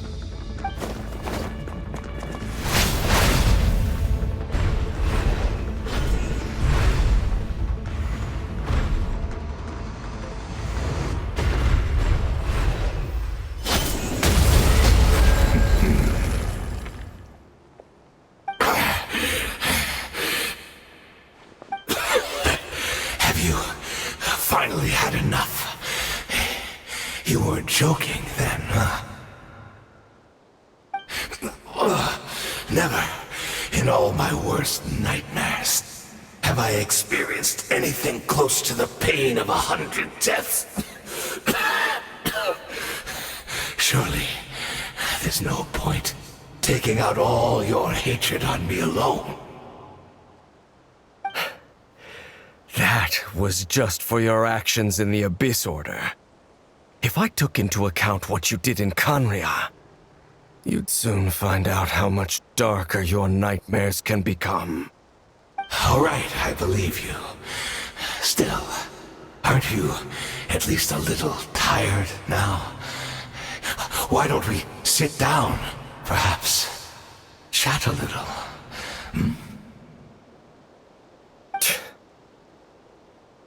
What? Not a fan of reminiscing about old times? Well, I suppose you don't have many fond memories to look back on. I never thought you'd side with the Abyss Order, Hayden. You could have easily blamed the princess for her betrayal. Indeed. When the cataclysm first struck, everyone prayed for the Savior to deliver them. But she was nowhere to be found. Yes, we knew that the great abyssal power within her had been divided up. Yet we still despaired at her choice to leave us. Still, I believe that everything she's doing now, including her regret over what happened, comes from a genuine place in her heart. And besides, who else can we place our faith in? We are proud Conrians, are we not? I mean, we can hardly turn to the gods. I suppose you have changed a lot over the past 500 years. Otherwise, I'd have never expected you to forgive her. Had you been so generous during your time at the Knight Academy as my instructor in Black Serpent blade work, I might not have come to loathe you so much. Is that so? All my good deeds were clearly in the spirit of the Academy's code of chivalry. Yet I received corporal punishment for being restless and brash. And as much as it pains me to bring up his name, even my co-student, Sir Taloji, was prosecuted for following the spirit of knighthood. He even lost limbs over it. There's little point in discussing it now, of course. But all of this was your doing, wasn't it, Hayden?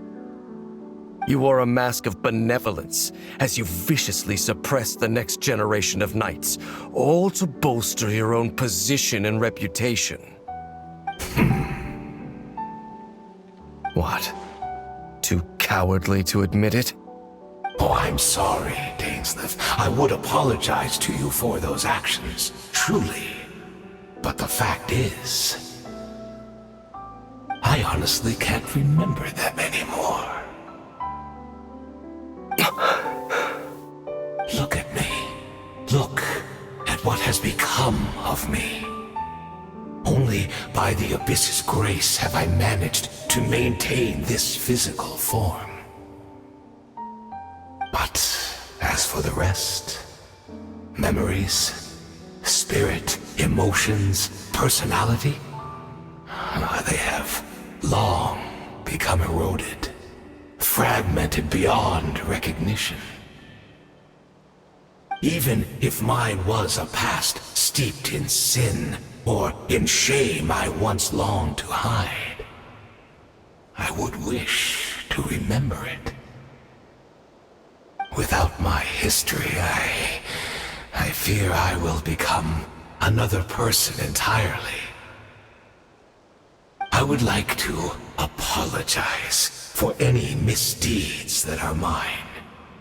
So please, tell me everything. Tell me about the Conria we once called a home. No wonder your personality struck me as different. Memories are indeed a crucial part of a person's identity. So, the Conria we once called home.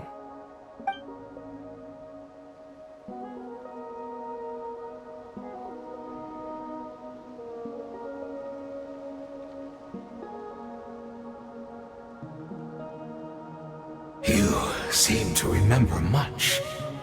Could you tell me more about it? About our golden age? I'm not interested. I have neither the time nor the sympathy. Is that so? What a pity. But this will be quite sufficient, as long as the loom of fate heard what I could not. The loom of fate? What have you done? Tell me. I'm afraid I owe you yet another apology, Dainslith. You were right. I lied to you earlier. Your wits are too sharp to be fooled by me. The homeland hasn't yet been revived. In fact, even the ley line weaving is not yet complete. Think of ley lines as the collection of memories concerning a given place. To reweave Conria's ley lines as they were 500 years ago, we would somehow need to retrieve almost all the memories of Conria from that age. The loom of fate cannot weave without an abundant supply of memories. And so, we relied on everyone in the Abyss Order to provide what they could, even though fragments are all that remain in most cases. The more we all share, the more that can be restored. So the loom of fate is running as we speak. And the so-called meditation your members have been performing. Its purpose was to supply the loom with memories, wasn't it? Indeed. We, a people in exile, stranded 500 years in the future, will weave our homeland anew and bring the nation of our dreams back into the real world. Ah, what a glorious undertaking! What a shame it had to take this long. After 500 years, most of our memories have faded, and a world woven from broken memories shall itself be broken. So that's where I'm supposed to come in? You look for assistance from your mortal enemy, who has sworn to hunt you down? Precisely.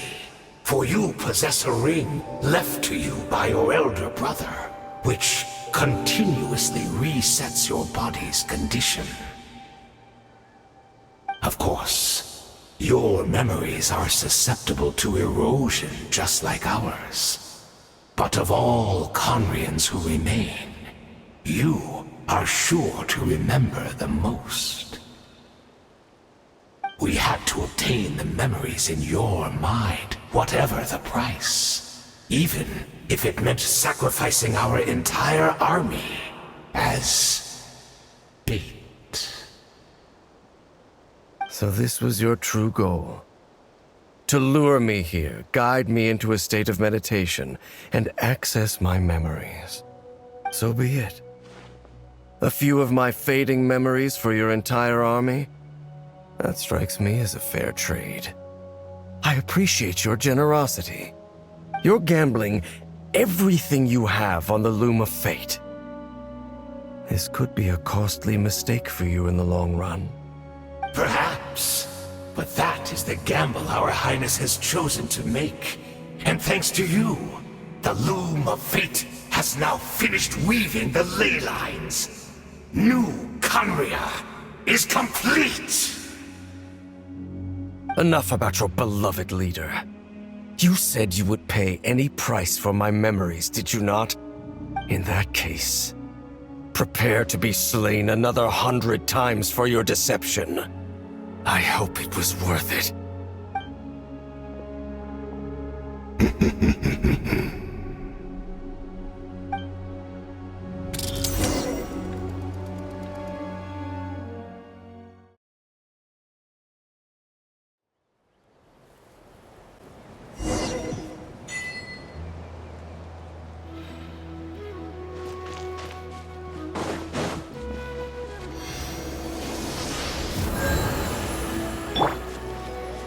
quick as a flash!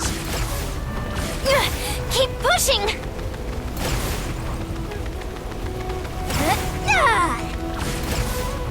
Charge! It's Judith! Great! She's still here!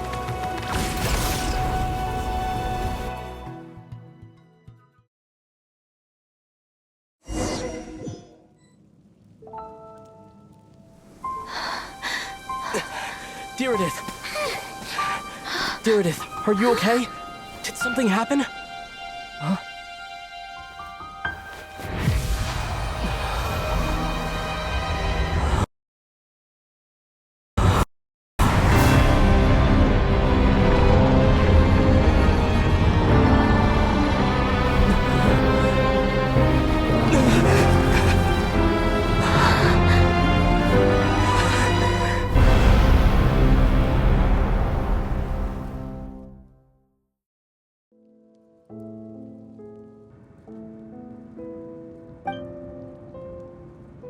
We're not from the same world, are we? No. I come from your future.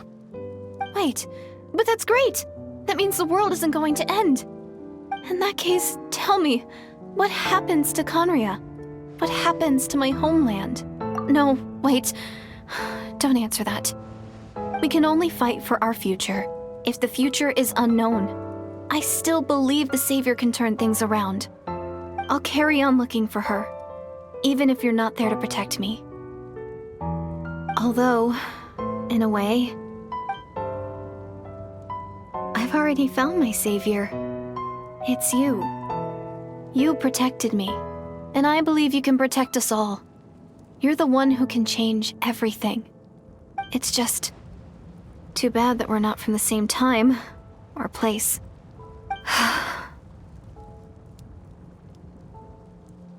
Oh, one last thing before I forget. I know how much you want to find your sister. Surely she must be desperate to find you too. So, is there anything you can give me as a memento? Proof that we met? That way when I do find her, I can convince her that you're also searching for her.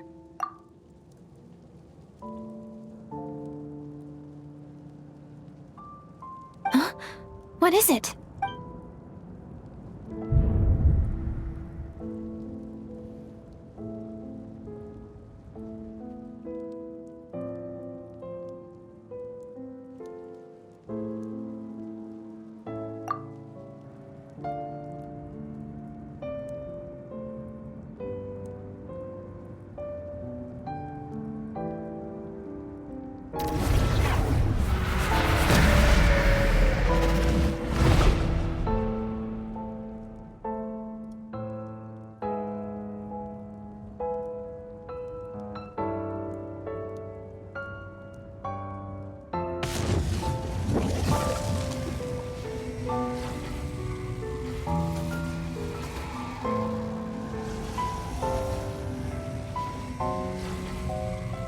So that's what happened.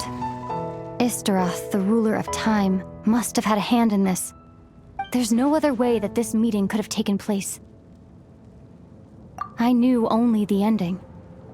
I've always been curious about the events that led to it. When the Cataclysm first began 500 years ago, I, as the Princess of Conria, was preparing to do my part, to fight back with all my might.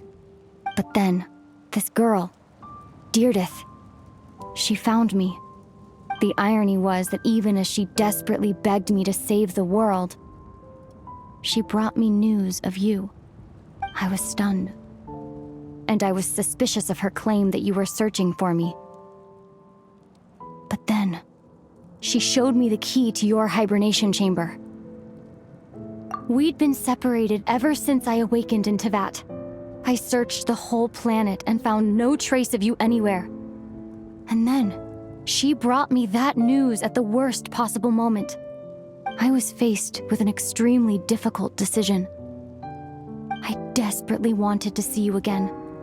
But Conria was in equally desperate need of my help. I knew that no matter what I chose, I'd regret my decision for the rest of my days. So I steeled myself against the guilt and made my decision. But when I found you, you were still in hibernation. Even the key to the chamber was still secure on your person. I couldn't make sense of what I was seeing, but there was no time to think. I just grabbed you and ran. That's where we are right now. An intersection in our memories. This question has haunted me for the past 500 years. I never imagined the answer would come to me like this. So my actions 500 years in the future set everything in motion.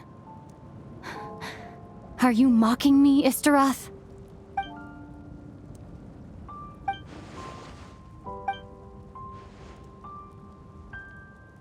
Not yet, but I've taken a very important step. Now, the ley lines of Conria are complete. I'd always thought that Tevat's ley lines were locked by the heavenly principles. No more can be added, and existing ones cannot be replaced. But then, I learned that Natlan's Night Kingdom appeared to be an exception to the rule. It has intrigued me ever since. So I directed the Abyss Order to feign an attack on Natlan, buying me some time to enter the Night Kingdom and negotiate with the Lord of the Night. Unfortunately, for other reasons, even the Night Kingdom cannot host any new ley lines. The most I could get was some room to carry out the weaving process. Still, I received the Lord of the Night's permission and activated the Loom of Fate.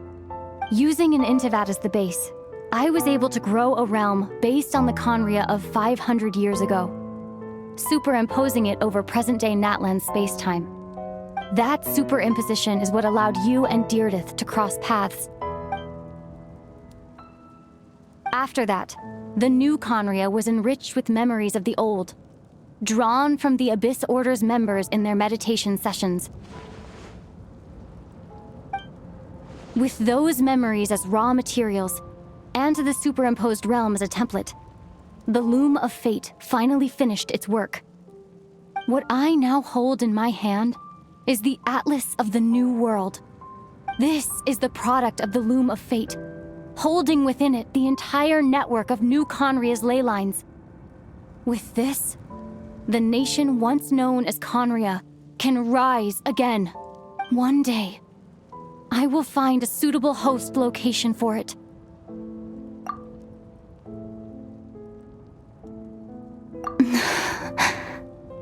When I first arrived in Conria 500 years ago, my memory was completely blank. It was only after I had served as their princess for many years that I slowly began to remember everything, including you. But recovering old memories didn't simply erase the part of my life I spent in Conria. I still see it as my second home. That is why my guilt weighs so heavily on me. But even so, that only constitutes part of my motive. More importantly, if I wish to speak with the heavenly principles as an equal, I will need the might of an entire world behind me.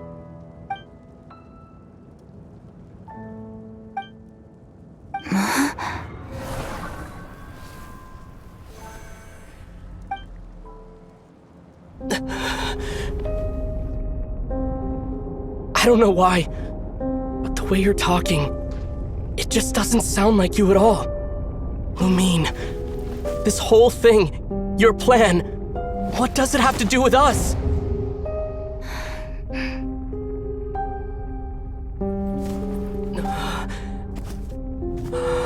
All along, it's only ever been about us. Goodbye, Ether. We will begin anew at the end of your journey.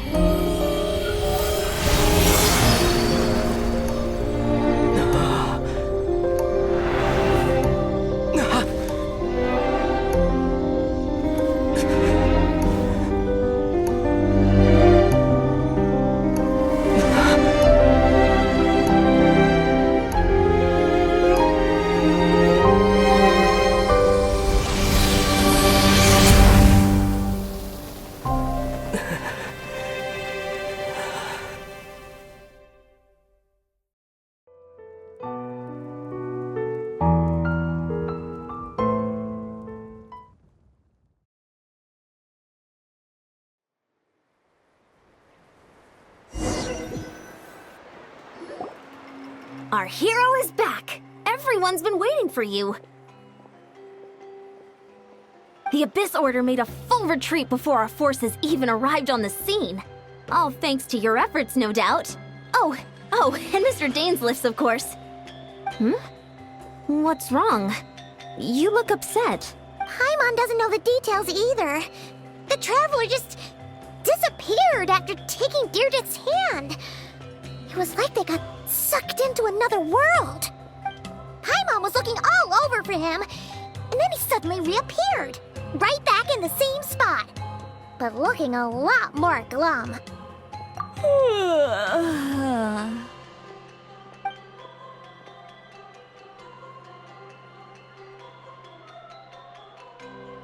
I think I got the gist of what happened.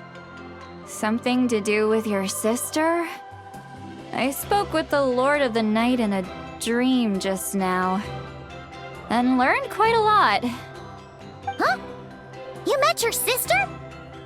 And you didn't think to tell Paimon right away? Well, never mind. Paimon can see that you're pretty down right now. But let's go over everything later, alright? What your sister accomplished? It all but defies comprehension. I was stunned when I heard about it too. But what surprised me the most was that the Lord of the Night actually chose to allow it. The Lord of the Night did try to explain it to me, but in a word, it's complicated. During the war with the Abyss, Malwika had an argument with the captain. Malwika believed that we should fight to protect our culture and memories, while the captain believed the preservation of the ley lines should come before all else. So, the Lord of the Night was very intrigued when presented with the Loom of Fate, and informed of its ability to weave ley lines. She saw your sister's actions as a potential third option, namely to preserve an entire nation in the form of an atlas. Preserve a nation? You've definitely lost me now. You're not the only one. Paimon's got no idea what's going on either. With that in mind, the Lord of the Night gave the go-ahead once she was satisfied that the Loom of Fate wouldn't have any real effect on Natlan. However, I believe she imposed an additional condition of her own. An additional condition?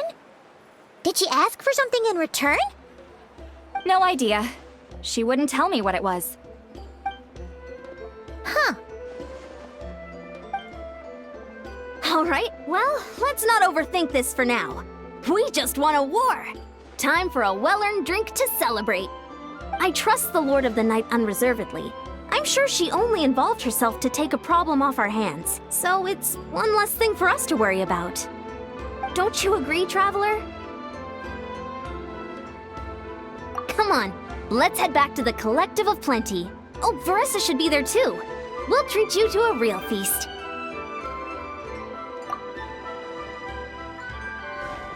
Huh? Ian-san, leave him be. This might be hard to understand for an extrovert like you, but some people need alone time to recharge every once in a while. Traveler?